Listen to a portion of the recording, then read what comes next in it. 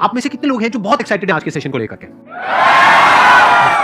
तो मैं जैसे ही आपको नाम बताऊंगा उनका, जो हमारे आज के गेस्ट हैं, तो आपका जो एक्साइटमेंट लेवल है वो और बढ़ जाएगा। ये बताने से पहले कि गेस्ट कौन है, मैं आपको थोड़ा सा बताता हूं YouTube के बारे में। YouTube में क्या है कि पूरे वर्ल्ड की अगर बात करी जाए तो करोड़ों चैनल्स हैं जो अलग अलग जॉनर्स में है, अलग अलग कैटेगरीज में है। उसमें से दो बड़ी कैटेगरीज है, मोटिवेशन और एजुकेशन। पूरे वर्ल्ड में जो वर्ल्ड का नंबर 1 मोटिवेशन चैनल है वो मेरा है, और जो वर्ल्ड का नंबर 1 एजुकेशन चैनल है किसी इंडिपेंडेंट क्रिएटर का, वो उनका है, जो कि हमारे गेस्ट हैं। उनके 17 मिलियन से ज्यादा सब्सक्राइबर्स हैं। Please get to the one and only Khan sir.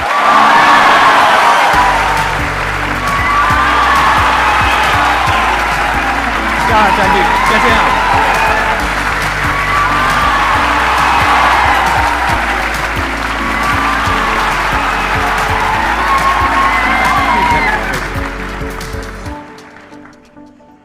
इससे पहले कि ऑडियंस आपसे कुछ पूछे या इंटरेक्ट करे, मेरे माइंड में एक क्वेश्चन है आपके लिए जी। जो बच्चे हैं वो आप कितने दीवाने क्यों हैं, इतने पागल क्यों हैं आपके पीछे? मतलब मेरे कमेंट सेक्शन में भरा पड़ा था, खान सर कब आएंगे, खान सर कब आएंगे। मतलब ऐसा क्या जादू कर दिया आपने बच्चों के ऊपर? ये सवाल हम आपसे भी पूछते हैं, हमारे पे भी इतना कमेंट आया, इतना मेरे तो ऑफिस में लोग चले आए कि सर कब जा रहे हैं क्योंकि हम लोग का तो एग्जैक्ट है वही पढ़ाना है। हाँ। तो देखिए, हम लोग का मेन है कि बच्चों को जो जरूरत रहती है कि अगर लड़का पढ़ने आ रहा है ना, उसके मन में कोई डाउट ना रह जाए। हम उसको कहते हैं कि हम तुम्हें पढ़ा रहे हैं, दम है तो भूल के दिखाओ, याद करके नहीं। आप जिस प्राइस पॉइंट पर पढ़ा रहे हैं, आई थिंक वो सबसे कम है, वो बहुत ही कम है। सर ये जो फीस का कल्चर है, ये हमारा इंडियन कल्चर नहीं है। हमारा इंडियन कल्चर गुरु दक्षिणा है, उस हिसाब से वो सही है। ऑक्सीजन जैसे जिंदगी के लिए जरूरी है, वैसे एजुकेशन जरूरी है। वो ये नहीं कर सकता कि पैसे की वजह से वो खान सर के यहाँ से लौट गया। क्या बात है।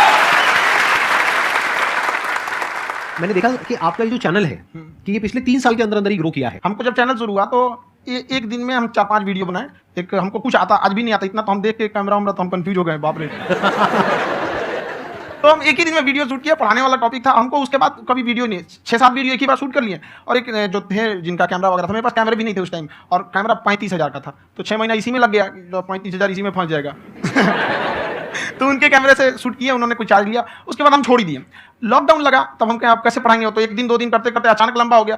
तब हमको लगा, याद आया कि ओहो मेरा एक चैनल भी है वहाँ पे तो उस समय उस पर लगभग 30,000 सब्सक्राइबर हो चुके थे। तो जैसे लॉकडाउन लगा तो उस पर पढ़ाना चालू किया, और पता नहीं क्या लोगों को पढ़ाई में इतना इंटरेस्ट आ गया कि आपका स्टाइल ऐसा है थोड़ा सा, आप आई थिंक पढ़ाई के साथ साथ में बीच बीच में आप थोड़ा बहुत छोड़ते रहते हैं ना, मतलब जो एंटरटेनमेंट चलता रहता है। ये बात हम देखिए, जब हम गुलाम थे ना, तो अंग्रेजों ने एक चाल चला था कि भारत को हम फिजिकली गुलाम रखेंगे 100-200 साल, मेंटली 1000 साल कर देंगे। उन्होंने पढ़ाई का मॉडल चेंज कर दिया। उन्होंने ऐसा डिजाइन किया कि टीचर की रिस्पांसिबिलिटी है वो पढ़ा के चला जाए। टीचर की रिस्पांसिबिलिटी यहाँ खत्म नहीं हो जाती। पढ़ाना तो कोई भी पढ़ा सकता है, टीचर की इससे बड़ी रिस्पांसिबिलिटी होती है उसे समझाना। वो समझा कि नहीं समझा। अगर लड़का आपके समझाने के बाद डाउट रह गया तो ये आपकी गलती है। लड़का हमसे पूछता है सर इतनी भीड़ है आपके पास, तो कहते सर डाउट कैसे पूछेंगे? हम कह रहे तुम्हारा डाउट बचेगा तब ना पूछेगा तुम डाउट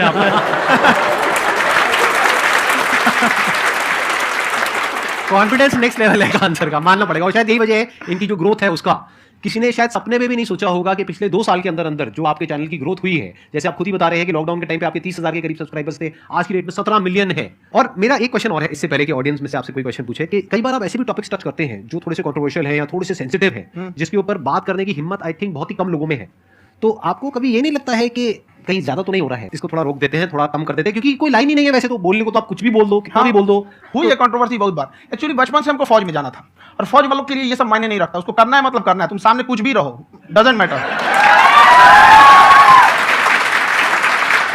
और मैंने YouTube पे देखा कुछ वीडियोस में कि आपका जो इंस्टीट्यूट है वहां पर आज से कुछ साल पहले कुछ बम गिरे थे। कुछ गिरे थे, कुछ तो बहुत सॉलिड जगह गिरा था, फटा नहीं वो। मतलब आपके आसपास? हाँ, बम को भी पता है कि टीचर की इज्जत किया जाता है क्या बात है, क्या बात है।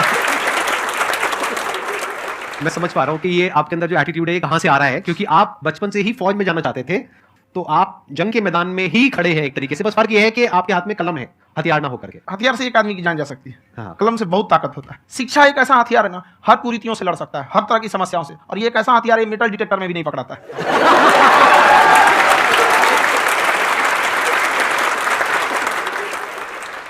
मेरा क्वेश्चन ये है कि अभी प्राइवेट ऑर्गेनाइजेशंस में पीटने का पनिशमेंट का ये सिस्टम जो है खत्म हो गया है। हम आपके वीडियो में देखे हैं सर कि आप एक बड़ा सा रोल रखे रहते हैं, पुलिस है ना? वाला लाठी है वो, हाँ, पुलिस वाला लाठी है, और स्टेज पे बुला के बच्चों को उसी से धुनाई शुरू कर देते हैं मस्त एकदम से, है ना? तो सर मतलब कि बच्चे मतलब कि डरते नहीं हैं आपसे, और इस तरीके से कैसे कनेक्टेड हैं आपसे, है ना? और एक और क्वेश्चन सर, यूपीएससी का जो आप अपना बैच स्टार्ट करने वाले हैं, ठीक है, उसके बारे में बताइए सर, क्योंकि मुझे मतलब कुछ इशू करना है सर, ठीक है? और संदीप सर को देख लिए, मेरा तो वैसे ही हो जाना है।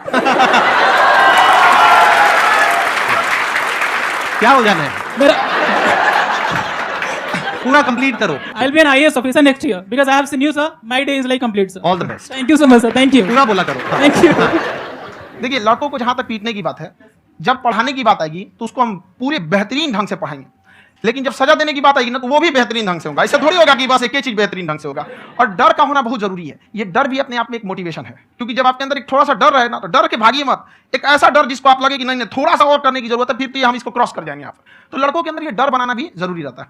और रही बात यूपीएससी वाले की, जो आपने बोला, बहुत सारे लड़के वेट कर रहे हैं यूपीएससी की, क्योंकि 2-2.5 लाख फीस सारे लोग अफोर्ड नहीं कर सकते। और हमारा वही रहता है, हम तो ज्यादातर हमारे स्टूडेंट देखेंगे तो किसी के रिक्शा वाला, सब्जी वाला, यही लोग, इनको तो 2.5 लाख रुपए इनके पास पूरी संपत्ति नहीं होती है, फीस कहाँ से भरेंगे वहाँ पे, उसका रहेंगे कहाँ से?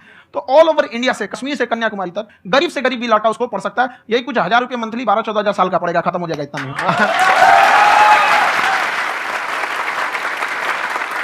ये जो डंडे वाली बात इन्होंने कही, ये सच है? मतलब आप सच में एक डंडा रखते हो पुलिस का ही है वो, और मारते हो? हाँ। कि मतलब अगर कोई लड़की छेड़ता है या ऐसा कोई भी उल्टा नहीं, पुल्टा काम पढ़ाई करता लिखे है, कुछ भी गलती करेंगे तो पिटाएंगे वो यहाँ पे, कैमरे पे, ऑन कैमरा, जैसा भी रहे, कुछ भी पिटाना तो उनको फिक्स है। एक तो कोई मतलब विधायक जी थे, उनके लड़का को पीट दिया, तो चला दल बल लेके अपना वहाँ पे। उसने घर पे नहीं बताया था कि सर ने पीटा है, बस बोल दिया कोचिंग में पीटा है। बाद में पता चला हम पीटे हैं, तो उसके पिताजी मेरे सामने और पीटे। सर आपका सबसे बड़ा डर क्या है, आप दोनों का? फौजी को डरे नहीं लगता है, बाकी अफसर से पूछिए।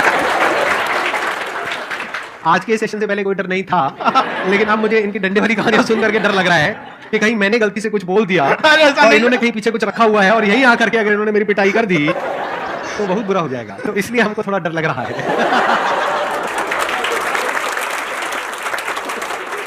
आपकी डेली कितने घंटे क्लासेस होती है? 6-7 घंटे। अभी भी खुद ही करते हो आप? हाँ, हमारे स्टाफ परेशान रहते हैं। हम 1:30-2 बजे सोते हैं, सुबह 6 बजे उठ जाते हैं, परेशान रहते हैं। अरे इतना क्यों करते हो, है ना?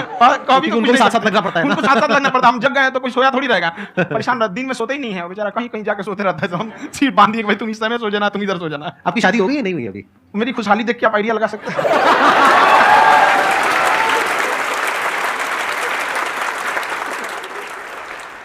First of all I would like to say sir thank you so much to you and to your team कि आपने मुझे यहाँ आने का मौका दिया। एंड सर अब तक मैंने आपको सिर्फ फ़ोन या लैपटॉप में ही देखा है दोनों को, आज फर्स्ट टाइम लाइव देख रही हूँ तो बहुत अच्छा लग रहा है। तो मेरा क्वेश्चन ये है सर आपसे, जब हम लाइफ में कोई डिसीजन लेते हैं कि हमें ये पर्टिकुलर चीज़ करनी है, और क्योंकि हम डिसीजन लेते हैं तो हमारी आदत है कि पहले हम 4 लोगों से पूछते हैं कि तू बता तेरी क्या राय है, तू बता तेरी क्या राय है। तो उनमें से अगर कोई हमें कह देता है कि ये बेकार डिसीजन है मत कर, तो हमारा माइंड कहीं ना कहीं डाइवर्ट होने लगता है और उसकी वजह से हम अपना डिसीजन चेंज कर देते हैं। तो मेरा क्वेश्चन ये है कि कैसे हम अपने डिसीजन पे स्टिक रहे, कैसे हम जो दूसरे के ओपिनियन है उनको अफेक्ट ना होने दें अपने ऊपर।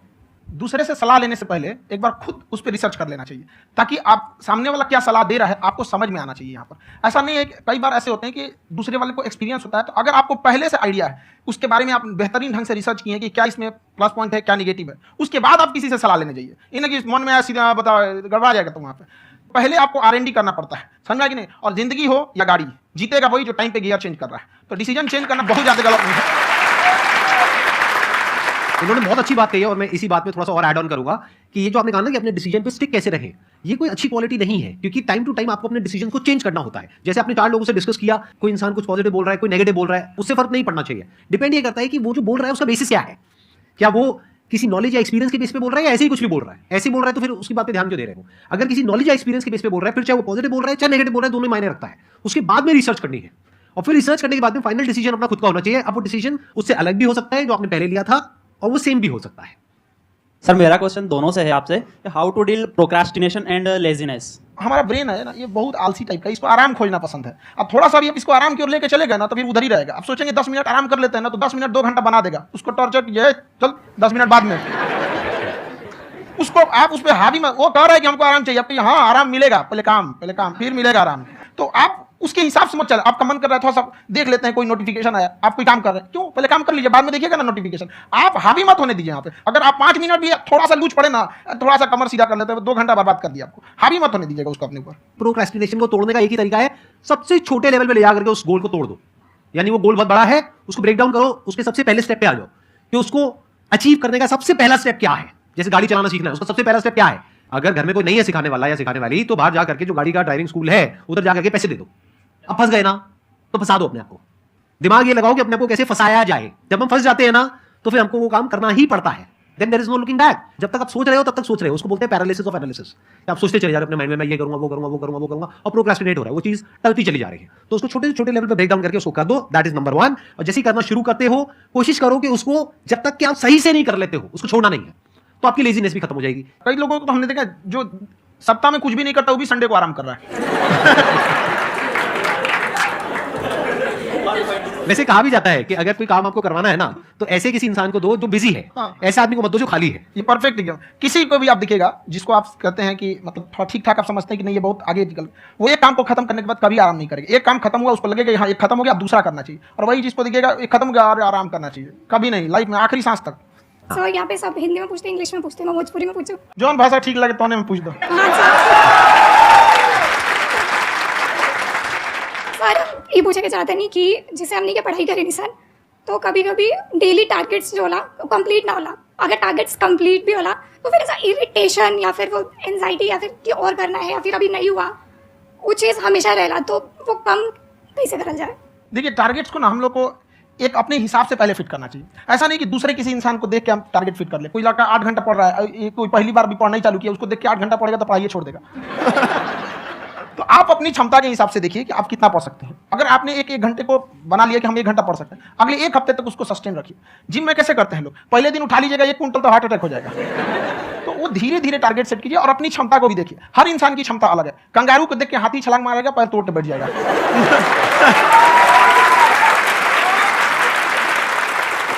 अब संदीप सर का मोटिवेशन देख के इसका मतलब क्या कि ट्रेन के आगे खड़ा हो जाएगा, ढकेल देंगे तुमको। हालांकि ऐसा कर देते हैं, लेकिन ऐसा करिएगा लोग नहीं, क्षमता पता होना चाहिए। आपके अंदर एंजाइटी हो रही है कि मैंने कर तो लिया है, आप ये नहीं कह रहे कि मैंने कुछ भी नहीं किया है फिर मेरे को एंजाइटी हो रही है। आप ये कह रहे हो मैंने काफी कुछ कर लिया है फिर भी एंजाइटी हो रही है कि कहीं कुछ छूट तो नहीं गया है। तो बेसिकली आपको ये देखना है कि अगर आपके अंदर एंजाइटी हो रही है, that means you are a very good student. आप एक अच्छे स्टूडेंट हो। क्यों? क्योंकि बहुत सारे स्टूडेंट्स ऐसे हैं उनको पढ़ने के नाम से एंजाइटी होती है। तो आपको एंजाइटी हो रही है कि मैंने पढ़ लिया, दिन में मानो 8 घंटे आपने टारगेट सेट किया और 6 घंटे पढ़ लिया, या मान लो 8 घंटे भी पढ़ लिया, फिर भी एंजाइटी हो रही है कि मैंने 10 घंटे नहीं पढ़ा। तो ये तो अच्छी क्वालिटी है ना, ये तो एक ब्रिलियंट स्टूडेंट की क्वालिटी है। क्योंकि एंजाइटी उसी को होती है जो केयर करता है, जिसको परवाह है, उसी की तो एंजाइटी होती है। जैसे माँ को अपने बच्चे की, जैसे माँ को अपने बच्चे के, जैसे एक माँ को अपने बच्चे को लेकर के एंजाइटी होती है। हंस लो मजाक उड़ा लो। कोई बात नहीं, एडिट कर देंगे इसको हम। हाँ।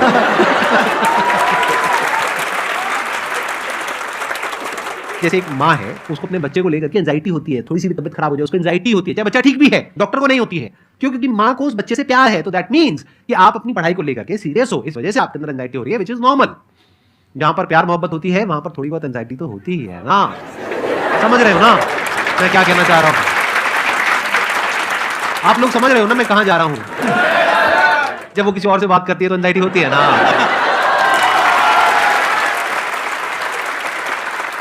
सर आपकी स्टोरी हमने सुनी थी, तो एक टाइम आया था जब आप गंगा किनारे जाके बैठ गए थे। उस समय आपको कुछ समझ नहीं आ रहा था, तो उस समय मतलब आपने ये डिसीजन कैसे लिया कि अब आगे नहीं, यहाँ से वापस जाना है? रास्ता ही नहीं था। घर जाने के लिए एटलीस्ट 90 रुपये चाहिए थे, जेब में 40 रुपये थे।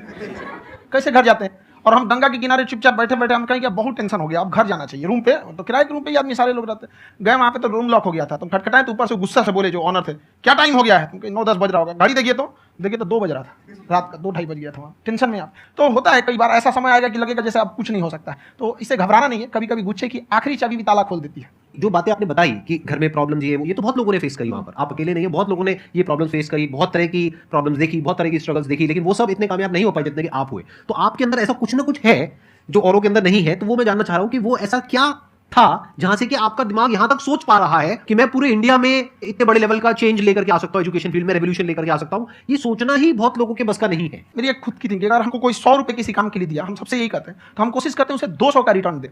अगर कोई हमसे 200 रुपया फीस दे रहा है, 250 दे रहा है, तो हम उसको ये कोशिश करते हैं कि तुम्हें ऐसा लगे कि नहीं भैया हमने 10-20 हज़ार का पढ़ लिया यहाँ पर, वो ईमानदारी से कभी कमी नहीं। और हमेशा अगर हम प्रॉमिस एक्स का करते हैं तो डिलीवर 4x करना चाहते हैं। ध्यान से सुनना और ध्यान से समझना इस फर्क को, अगर आप समझ पाए तो बहुत आगे जाओगे लाइफ में। एक वो होते हैं जो ये सोचते हैं कि हमें सब कुछ मिल जाए, हमें कुछ भी करना ना पड़े। दूसरी कैटेगरी होती है लोगों की जिनको जितना मिलता है उसमें भी चोरी चकारी करते हैं या कोशिश करते हैं कि उससे कम दे सामने वाले को जितना कि हमें मिल रहा है। तीसरी कैटेगरी होती है लोगों की जो इनके जैसे लोग होते हैं, वो क्या करते हैं, वो ये सोचते हैं कि अगर मैंने किसी से 1 रुपए भी लिया, देखा जाए तो 200-250 रुपए कुछ भी नहीं होता है, 200-250 रुपए अगर मैंने लिया तो कैसे उसको 400 रुपए की वैल्यू दूं। ये जो थिंकिंग है ना, यही एक फर्क होता है एक ऐसे इंसान में जो बहुत आगे निकल जाता है और उस इंसान में जो मीडियोकर रह जाता है। आप अपने आप को अपने आप के ऊपर समय दीजिए, उसको डेवलप कीजिए।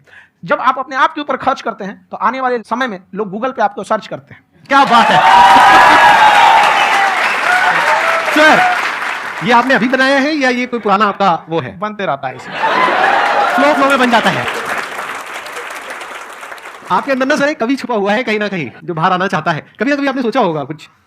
कभी कभी देखिए, एक चीज है, संगत का बहुत अच्छा असर पड़ता है। इस चीज को हमेशा संगति का मतलब लोग हल्के में ले लेते हैं। संगति का मतलब होता है संग संग गति। तो अच्छे लोग के साथ रहेंगे तो संग संग अच्छी गति होती जाएगी, खराब में रहेंगे तो ये भी होता है। बट अपने आप को थोड़ा सोचना चाहिए कि हम केवल जी के मर जाएं इसके लिए नहीं आए हैं। लोग कहते हैं कि सर नाम क्यों नहीं बताते अपना, हमारी एक ही सोच है कि जाने के बाद इस दुनिया से हमको मतलब एक चीज देना चाहते हैं स्टूडेंट्स को कि वो याद करें कि इस पैसे की भाग दौड़ की दुनिया में हर कोई दोनों हाथ से लूटने में लगा है, खाली हाथ जाने के लिए, ये सबको लगा है। तो हर कोई को ये सोचना चाहिए कि था कोई इंसान जो इतने कम फीस में इतनी शिक्षा जो महंगी थी, जो कमाने का रास्ता था, उसको भी एकदम कंपटीशन इतना कर दिया कि अब लोगों को अपनी फीस बढ़ाने में डर लगता है कि अरे यार, लड़का कमेंट करता है कि खान सर इतना ले रहे हैं आप, बहुत बड़ा टीचर है।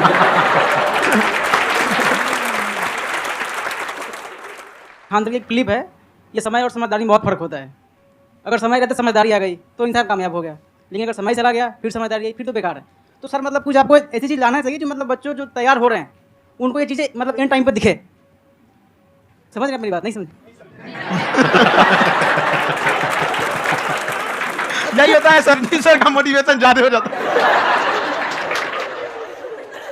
जब आप स्ट्रगलिंग फेज में हैं तो कम से कम चीजों को अपने ऊपर खर्च कीजिए, ज्यादा से ज्यादा सीखने में खर्च कीजिए। अगर आपको राजा बनने का शौक है तो गुलाम की तरह मेहनत करना सीखिए, तब राजा बनना।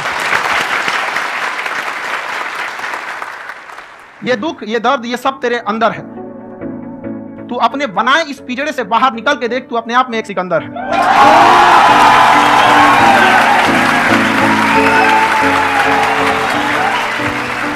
Thank you so much sir for coming. बहुत मजा आया मेरे को आपके साथ में इंटरेक्ट करके। आई एम श्योर आप लोगों को भी बहुत मजा आया होगा। Thank you so much.